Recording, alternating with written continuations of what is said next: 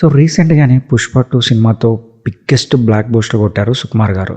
So ఎంత పెద్ద hit కొట్టారంటే మన ఇండియన్ బాక్స్ ఆఫీస్‌ని సినిమా షేక్ చేసి పడేసిందనమాట. బాలీవుడ్‌లో అయితే సుమారుగా 1000 కోట్ల కలెక్షన్స్ అయితే రాబట్టింది. సో అంత పెద్ద హిట్ కొట్టిన తర్వాత సుకుమార్ గారు నెక్స్ట్ ఎవరితో వర్క్ చేయబోతున్నారనే విషయం గురించి మనకు ఆల్రెడీ తెలుసనమాట. అదే గ్లోబల్ స్టార్ రామ్ చరణ్ గారితో అయితే ఒక మూవీ చేయబోతున్నారు 'RC-17' మూవీ. బట్ ఈ సినిమాకి ఇంకా టైటిల్ ఫిక్స్ అయ్యలేదు. బట్ ఏ టైటిల్ పెడతారు ఏంటి అనేది మాత్రం బుచ్చిబాబు గారి సినిమా అయిపోగానే తర్వాత ఈ మూవీ గురించి మనకైతే అప్డేట్స్ వస్తాయి.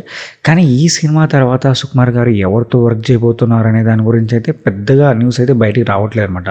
కానీ సోషల్ మీడియాలో మాత్రం ఒక న్యూస్ అయితే బాగా సర్క్యులేట్ అవుతుంది. ఐ థింక్ ఇది నిజం అవుతుందా లేదా అనే విషయం గురించి పక్కన పెడితే మాత్రం ఒకవేళ ఇఫ్ ఇన్ కేస్ ఈ కాంబినేషన్ సెట్ అయితే మాత్రం ఇండియన్ బాక్స్ ఆఫీస్ అయితే బద్దలవుతుంది.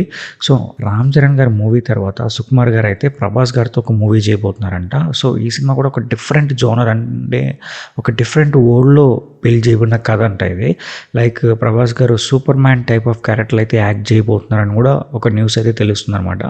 సో ఇఫ్ ఇన్ కేస్ ఈ కాంబినేషన్ సెట్ అయితే మాత్రం బాక్స్ ఆఫీస్ బద్దలవుతుంది. బట్ ప్రభాస్ గారి మూవీ లిస్ట్ చూసుకుంటే మాత్రం చాలా అంటే చాలా పెద్దగా ఉంది.